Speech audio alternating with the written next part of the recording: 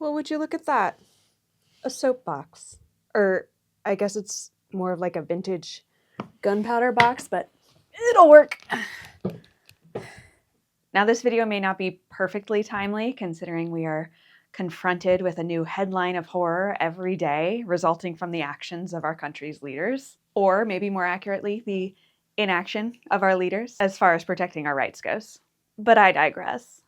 I have big feelings about, the implementation of Project 2025 and the removal of protections of our LGBTQIA plus community and our immigrant neighbors and family and our students who are just trying to protest something horrible like a genocide.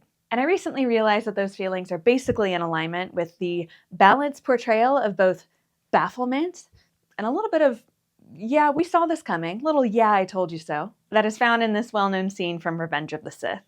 The Republic will be reorganized into the first galactic empire for a safe and secure society.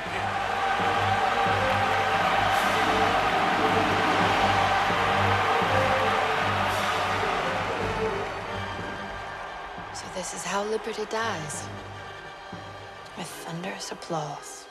So, as any cosplayer would do, I decided to process my big feelings by adopting Senator Amidala as my latest cosplay project. And having recently unlocked monetization on this channel, I want to donate any money that I make off of this video to the ACLU, matching it throughout the rest of the year. And yeah, it's not a huge channel, so I know it's not a lot, but it's what I can do right here, right now. I have a small platform, approximately the size of a vintage gunpowder box, and I guess I just want to try and put it to good use. Okay, so now you know my motivation, so let's talk about how I'm going to approach this.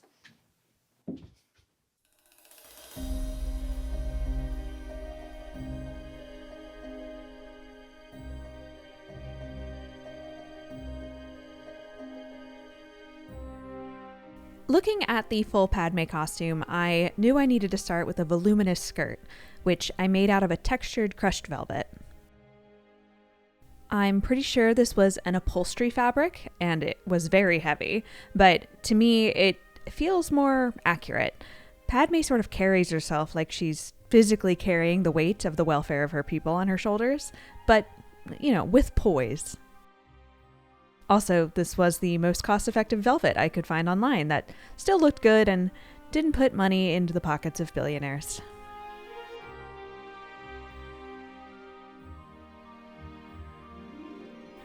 I decided to go with a gathered rectangle skirt with an elastic waistband, which kept this part of the project very simple.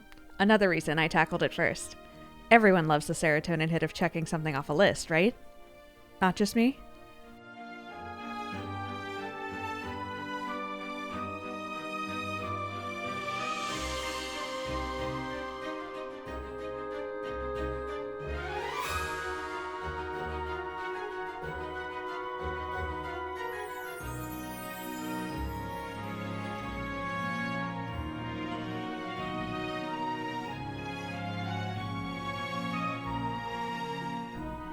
Once I had her on the mannequin, it was clear that I was going to need a little more support to fully realize the volume necessary for the heavy skirt.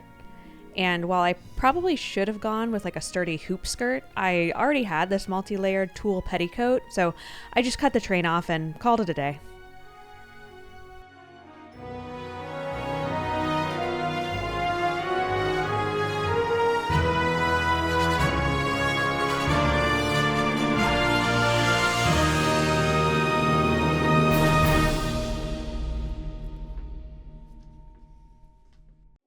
So last night, I wasn't sure where I wanted to start, and I apologize for not turning on my camera. I knew I had to unlock a plan for the sort of overcoat situation. And what I came up with was using a pattern for a dress that I have for a different cosplay. Hopefully I'll get to that sometime soon. One, I get to test out that pattern and make sure it fits and is what I'm looking for with the other cosplay.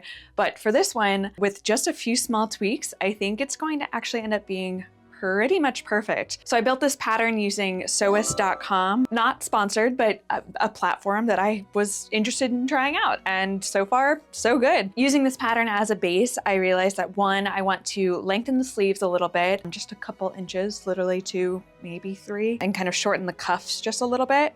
And then I also need to add a little bit more to the side seams so that we can accommodate the volume of the skirt. And then I think I need to lengthen the front down to a point as well. That seems like a pretty obvious one, but also a pretty easy fix. I think that that pretty much does it for this layer of the overcoat thing. Then this little capelet piece, really easy. Basically used the same mechanics as a circle skirt, but around my neck and over my shoulders. And then I basically did the same thing with the base of the collar. I still need to figure out how I'm gonna do the rest of like the peaked collar in the back. This is obviously a piece I'm gonna need to keep playing around with. But in the meantime, I'm going to go ahead and cut out the fabric for these 2 pieces and get to sewing, making those small adjustments I mentioned.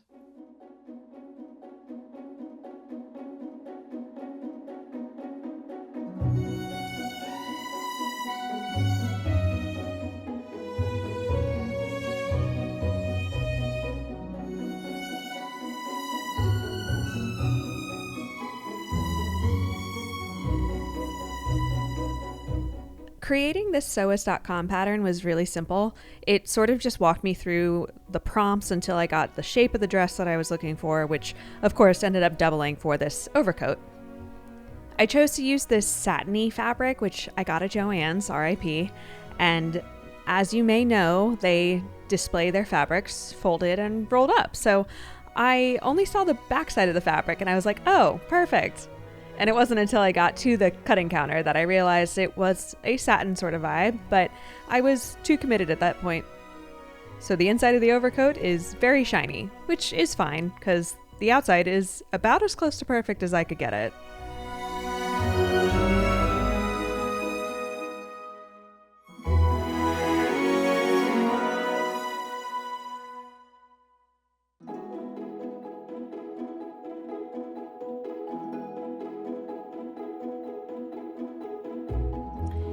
Next, I needed to get a plan together for the embroidery details.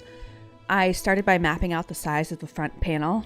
I don't really know what else to call this piece, so let me know if you know, but front panel is pretty much the best I can come up with.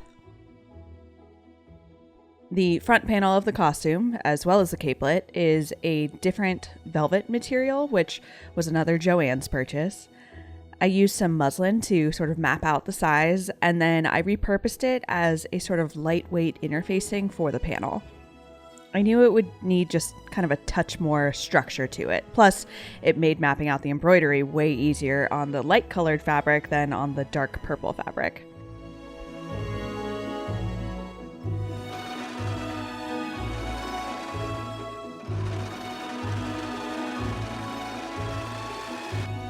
Once I had the relatively simple swirl design figured out, I traced that onto some tearaway stabilizer, doing my best to keep spacing even between the swirls.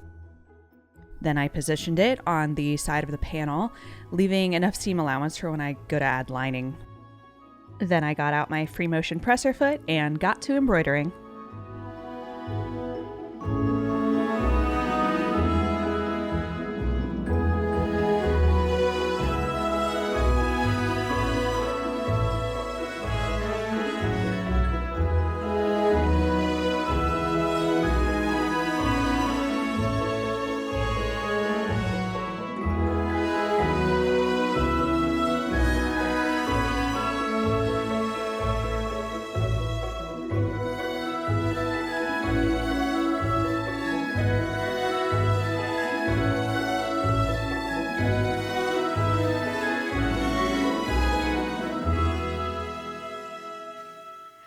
Okay, honestly, this has no business looking this good for just being free motion hand stitching essentially on my machine. I think maybe it's supposed to be a little bit more apparent of a design, but this is what I had. This is what I had to work with. So is it perfect? No. Is it way better than I thought it was going to be? Absolutely. I honestly can't wait to finish the other side. And also, once I cut out the capelet parts, I will do a band around that. And I think like that was the part I was most nervous. Was that the part I was most nervous about? It was a part that I kind of just assumed wouldn't turn out as great. And so I was maybe dreading executing on, but it's going really well. So now I have a few other parts to worry about.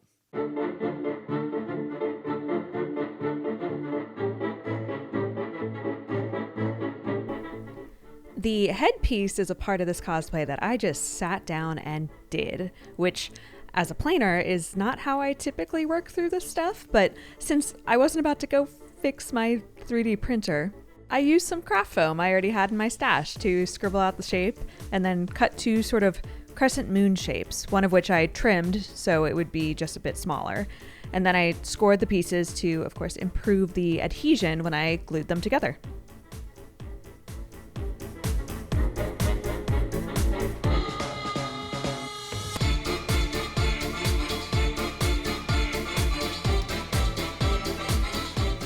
Then, sort of just eyeballing it, I mapped out where I needed to carve the grooves in the piece before I got to carving. I made sure not to carve too deep so that it went all the way through.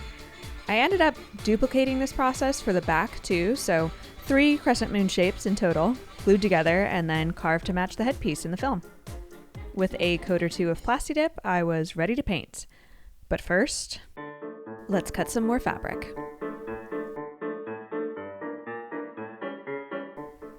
As I said before, the capelet was basically a scaled down circle skirt.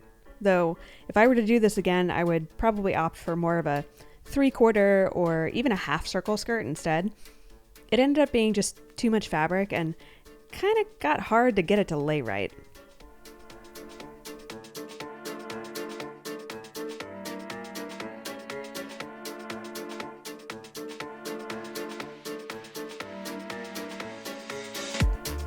I then moved on to the scarf piece, which was just another big, long rectangle, using this flowy, crinkled, sort of taffeta-like fabric. Again, there are some small opportunities for improvement here, including the length. It ended up being a bit too short, and the volume, specifically at the bottom of the scarf. I'm not sure if I just sewed it weird, but I've seen some other amazing, patient cosplayers actually pleat the fabric themselves, which would of course allow for some more control over that, but you know what? This was a good enough moment, and I don't think I lost much by opting for the crinkle fabric over the pleats. Okay, so I'm not gonna have time to 3D print the brooches on the front. My 3D printer is in a mode that it has been in for a long time, and that mode is deeply needing a little TLC, and I just have not put the time in to get it up to speed. So 3D printing the brooches is going to be off the table, especially with how much time I have left, which is not enough. I know we're technically looking for 3 brooches, but I'm going to be satisfied with just one big brooch, and I have chosen to achieve that look by using this chatelaine that I got from Victoria Griffin's song. I'm gonna grab my pliers and just remove the chains, holding onto them so that I can use them for future, Ren Fair looks and other historical outfits that I wanna put together. But I'm thinking this will actually be a really good shape for like what I'm trying to do here. I think this will work. I think we all see the vision, right? We get it. It is a little bit of a heftier piece, but it has just this clip on the back, meant to go on a belt, that I think I can use to gather the 2 ends of my scarf here, and then also catch the front of this panel, which I can lower. So yeah, I think this is low-key saving my skin on having to deal with the brooches in a little bit of a crunchy timeline I've given myself. Things keep lining up in ways I'm not expecting them to, and I'm here for the wins.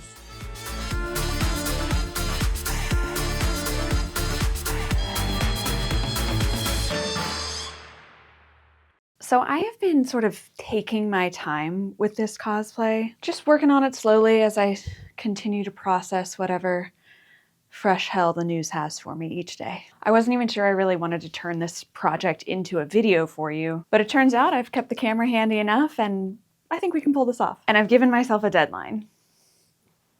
2 days from now, for GalaxyCon Richmond. I mean, what's the point of doing a cosplay if you're not going to con crunch, right? Please note that's not actually how I feel. So in order to get this done in time, I need to do a couple things. One, I need to hem and add the cuff to the overcoat.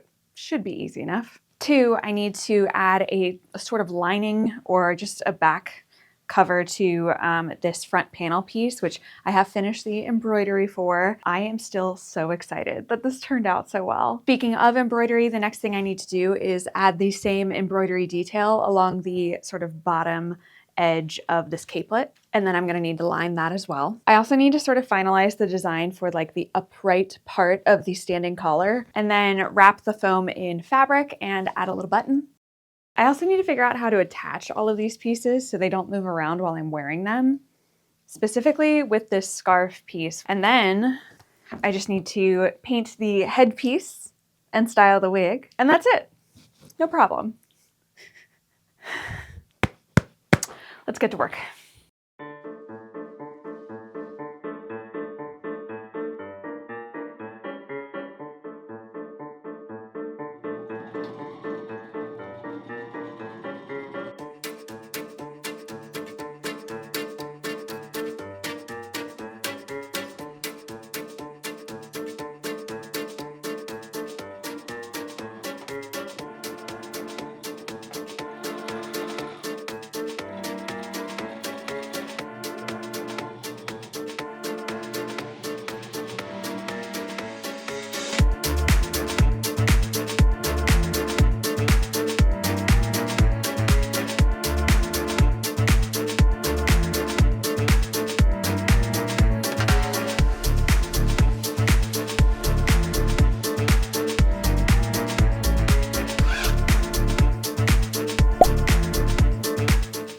Don't worry about that.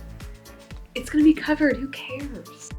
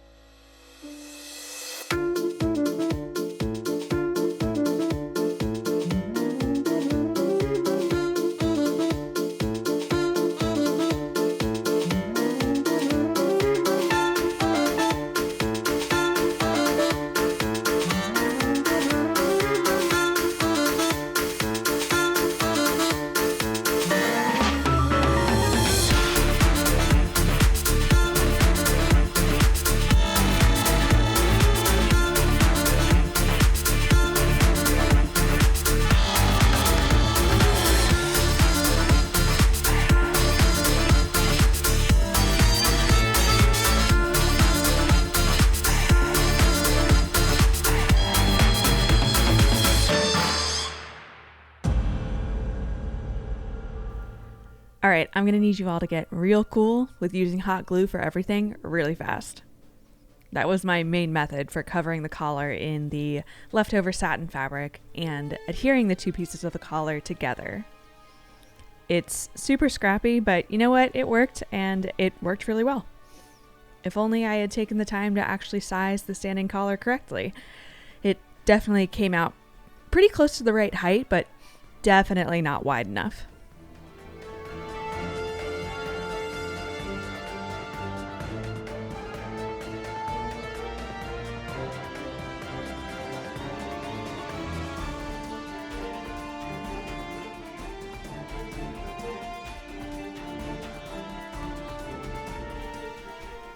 I did sew two pieces of fabric together for the standing collar, knowing it would need to be covered on the front and the back. I spent like 10 minutes trying to make the foam piece fit into it, and once I finally got it in there, I sewed up the opening and glued the two collar pieces together.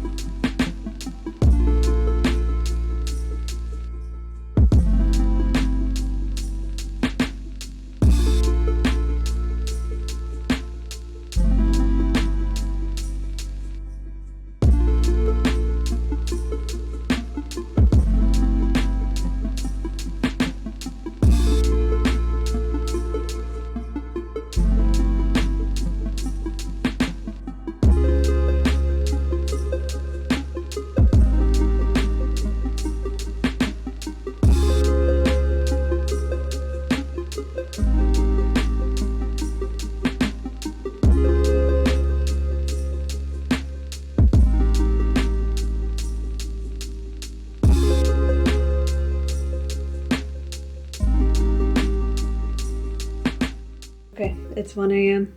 It's past 1 a.m. But I think we've pulled it off. I think it's gonna work out. I have a few more things I gotta kind of figure out as I'm putting it on, but I have something to wear to the con tomorrow. Today, I'm gonna go catch some Z's. I'll see you in the morning.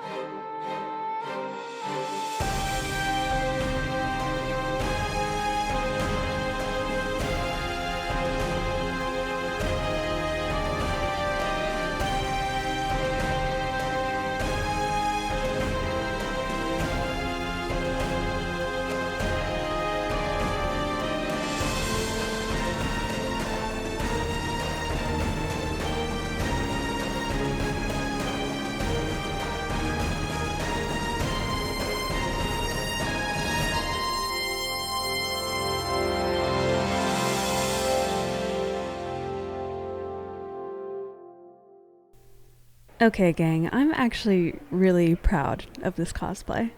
I have plenty of opportunities for improvement here, which I'll get to, but first I just want to take a second and appreciate how many people came up to me at GalaxyCon and said they not only loved the cosplay, but also appreciated the gesture that this cosplay was.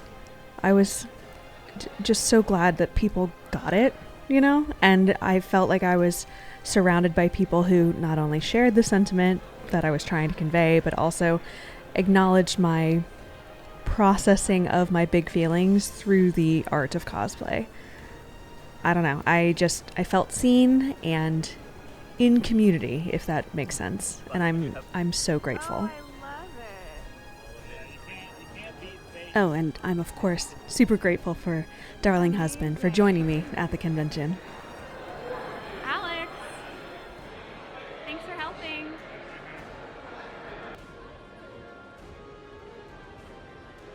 As for the cosplay itself, I definitely rushed a few things, especially at the end. I would love to get my 3D printer back in commission so I can get a better version of the headpiece and all 3 brooches, though I was very pleased with Victoria Griffin's song Chatelaine.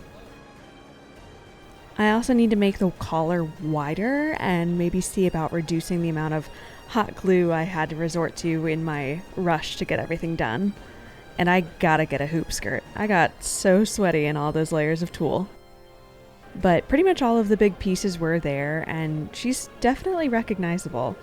And I am really proud, and I had a lot of fun making it, and most importantly, I experienced a lot of catharsis while spending time with this character.